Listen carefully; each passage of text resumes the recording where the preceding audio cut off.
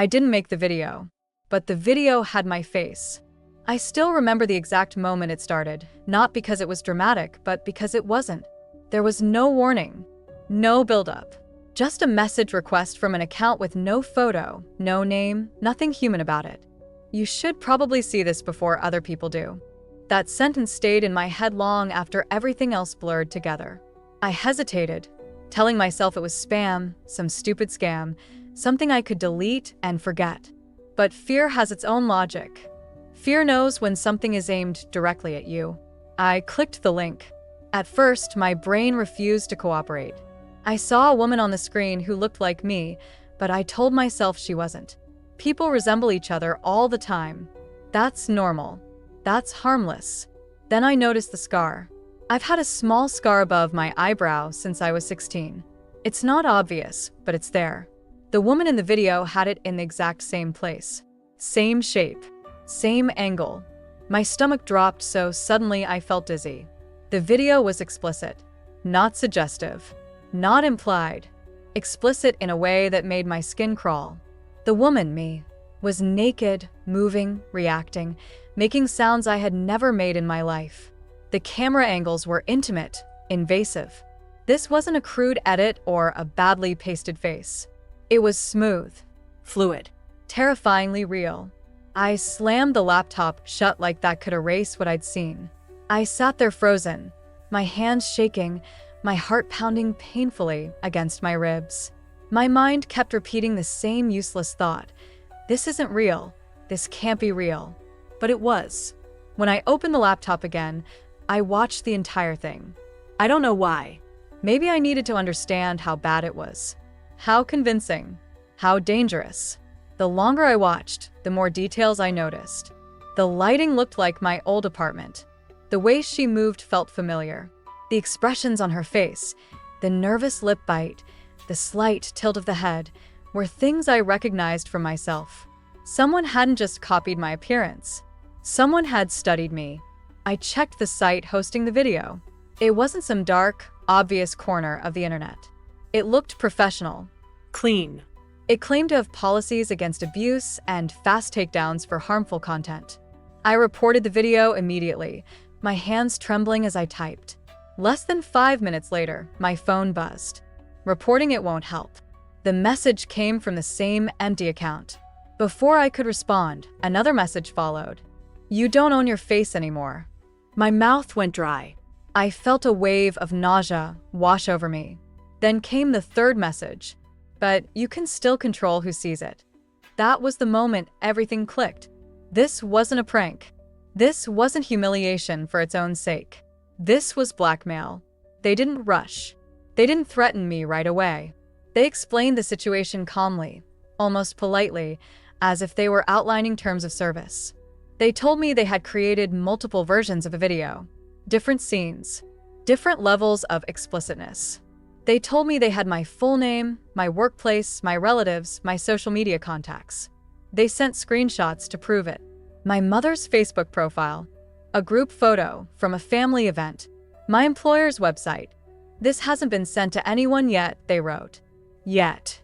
Then they told me the price. The number wasn't outrageous. That was the most calculated part. It was just low enough to feel possible, just high enough to hurt. An amount designed to make me think I could make this go away quietly. I didn't answer right away. I told them I needed time. Within an hour, they sent proof of what they could do. A short clip from the video, briefly posted under a random comment, then deleted. They sent me a screenshot before it disappeared. This was just a test, they said. Imagine it's somewhere permanent. That's when panic truly set in. Not abstract fear, but physical panic. Shallow breathing, numb fingers, a racing mind jumping from one nightmare scenario to another. I imagine my coworkers seeing it, my parents, friends who would say they believed me, but would still look at me differently afterward. Because once something like that exists, doubt follows you everywhere. I thought about going to the police. Then I imagined trying to explain how artificial intelligence had created pornographic videos of me that looked completely real. I imagined the confusion, the delays, the paperwork, while the video continued to spread unchecked. So instead, I searched online. That was when I learned how common this had become. How deepfake pornography made up most of all deepfake content online. How easy it was to create with publicly available photos and videos. How few victims ever saw real consequences for the people who did this to them. I was already shaking when the next message came. By the way, they wrote, "We can do voice too." My phone rang immediately. I answered without thinking. I heard my own voice say my name. Not robotic, not distorted, natural. Come. Almost amused.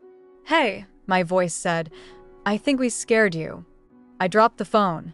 It hit the floor, but I could still hear myself speaking. "You shouldn't ignore us," the voice continued. "We don't want to make this worse." That was the moment something inside me broke. I cried the way people cry when something essential is taken from them. Not just privacy, not just money, but identity. My face, my voice, my body, all of it had been turned into a tool to control me. They gave me a deadline. Deadlines are how fear becomes action. I tried to negotiate. I tried to reason. They had answers for everything. Reassuring messages mixed with subtle threats, perfectly calibrated to keep me terrified but compliant. In the end, I paid. I told myself it was the only way to make it stop. For a few days, it did. And that's how I learned the most dangerous lesson of all. Paying doesn't end blackmail. It only proves that you're worth targeting again. For a few days after I paid, there was silence. No messages. No new links. No reminders. I slept again, but only lightly. The way you sleep when you're afraid of waking up to something worse. Every notification made my heart jump. Every unknown number felt like a threat waiting to happen. I checked my name online constantly. I refreshed pages. I searched platforms I had never used before. I told myself that maybe, somehow, it had worked. That maybe this nightmare had an ending. Then a friend texted me. "Hey, I don't really know how to ask this, but someone sent me something and I need to know if you're okay." My chest tightened before I even opened the message. I already knew. There's a certain kind of dread that doesn't need confirmation. Attached was a screenshot. It wasn't the same video. It was longer, clearer. The angles were different. The lighting was better. The account posting it was anonymous, but the caption was explicit and cruel. The comments underneath were already filling up. Some people were laughing. Some were arguing about whether it was real. A few were defending me, saying it looked fake. None of that mattered. It was out. I stared at my phone, feeling detached, like I was watching someone else's life fall apart. I thought about the money I had sent, about the calm way they had promised deletion, about how quickly trust becomes meaningless when someone has leverage over you. I tried to contact them again. The account was gone, deleted or hidden. The chat history sat there uselessly, proof that meant nothing without a face to attach it to. Within hours, more messages started coming in. Friends asking vague questions. Coworkers being awkwardly polite. One relative calling, then hanging up, unsure of what to say. I could feel my world shrinking with every notification. I reported everything. Every link. Every repost. Every account. Some videos were taken down. Others weren't. New ones appeared faster than the old ones disappeared. It felt like trying to stop a flood with bare hands. At work, something shifted almost immediately. People avoided eye contact. Conversations stopped when I entered a room. Meetings felt tense, quieter than usual. No one accused me of anything directly. They didn't need to. The doubt was already there, hanging in the air. I wanted to scream that it wasn't real, that none of it had happened. But how do you prove something didn't happen when technology can fabricate something that looks better than reality? Even I caught myself staring at the videos, searching for flaws, trying to convince myself they were fake. And if I had to convince myself, what chance did anyone else have? Questions started coming, always framed as concern. Are you sure those aren't old videos? Did someone hack your phone? Is there anything you want to explain? Each one felt like a small cut. I stopped going out unless I absolutely had to. I stopped posting online. I stopped answering unknown calls. Sleep became fragmented, filled with shallow dreams where my face appeared everywhere, multiplied endlessly across screens I couldn't turn off. I contacted a lawyer. They listened carefully, sympathetically, and then explained the reality. The people responsible were likely overseas, protected by layers of digital distance. Even if they could be identified, legal action would be slow, expensive, and uncertain. Meanwhile, the damage was immediate. That was when the voice messages started. They came from numbers I didn't recognize. Short recordings, sometimes only a few seconds long. My voice laughing. My voice whispering. Once my voice saying, "Please stop," in a tone that sounded intimate and desperate at the same time. They didn't ask for more money. They didn't need to. The message was clear. They could keep going whenever they wanted. That was when I understood this wasn't about profit anymore. It was about power, about knowing they could reach into my life at any moment and remind me that I was still vulnerable. I started doubting myself in ways I never had before. I avoided mirrors. Hearing my own voice made my stomach twist. I caught myself wondering if people could tell the difference between me and a machine wearing my face. Identity stopped feeling solid. It felt editable. I made myself smaller, quieter, less visible. I stopped sharing opinions. I stopped drawing attention, as if disappearing might make them lose interest. It didn't. What finally pushed me to act wasn't bravery. It wasn't anger. It was exhaustion. A deep, bone-heavy exhaustion that left no room for fear. I was tired of hiding, tired of waiting, tired of letting someone else control the narrative of my life. I told my story publicly, not dramatically, not all at once. I explained what had happened, how the technology worked, how real it looked, how helpless it felt. I showed examples.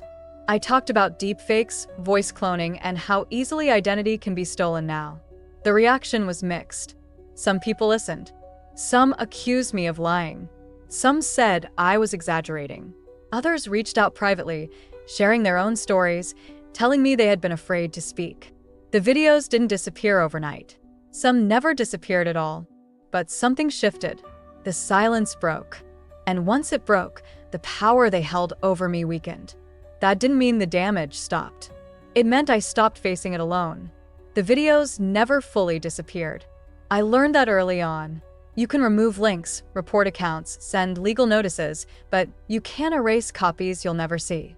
Once something like that exists, it lives in places you don't have access to, saved by people you'll never meet. Accepting that was harder than I expected. For a long time, I lived in a constant state of anticipation. Not panic anymore, something quieter, heavier. Like waiting for a storm that might return without warning.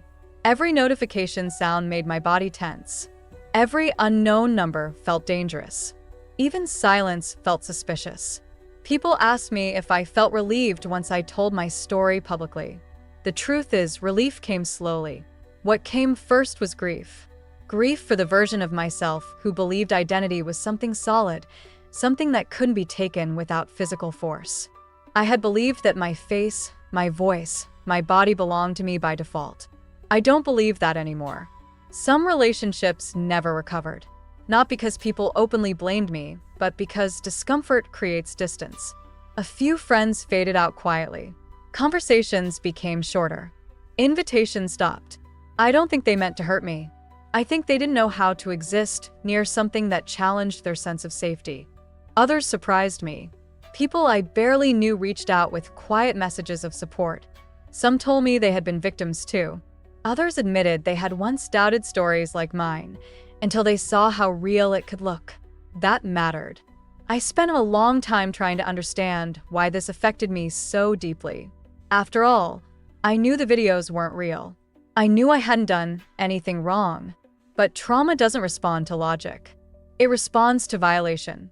And this was a violation that happened without physical contact, without proximity, without warning. My body had been taken digitally and used to tell a story I never consented to. Knowing it was fake didn't change the fact that it felt intimate, invasive, and permanent. I stopped blaming myself for that reaction. I learned more about the technology, Not because it comforted me, but because ignorance felt worse. I learned how models are trained on publicly available data, how faces are mapped, how voices are cloned from seconds of audio, how realism improves faster than laws can adapt. Understanding didn't erase the fear, but it gave it shape. And fear with a shape is easier to face. I became more careful online. I share less. I assume less privacy. That might sound paranoid to some people. To me, it feels realistic. We live in a time where visibility is currency, and anything valuable can be stolen. Sometimes people ask me what the worst part was. They expect me to say the videos, or the blackmail, or the humiliation. But the worst part was something quieter. It was realizing how easily doubt replaces truth. Once technology can create something that looks real enough, the burden of proof shifts. Suddenly, you're not innocent by default. You're explaining, defending, Justifying. and explanations never travel as far as accusations. That's the real danger of deepfakes. Not just that they exist, but that they make reality negotiable. I'm still here. I still work. I still build a life that belongs to me. The version of me in those videos doesn't get the final word, but the experience changed how I see the world and how I move through it. This isn't a story about technology going wrong. It's a story about power and how easily it can be abused when tools evolve faster than responsibility. It's about how silence protects abusers and how speaking, even when it's uncomfortable, shifts the balance. If you're listening to this and thinking it could never happen to you, I understand. I thought the same thing. I wasn't famous. I wasn't reckless. I was just visible enough, human enough, existing online the way most people do now. That was enough. So if there's one thing I want to leave you with, it's this. Question what you see. Pause before you judge. And remember that behind every convincing fake, there may be a real person paying a very real price. I didn't choose to be part of the story, but I chose to tell it.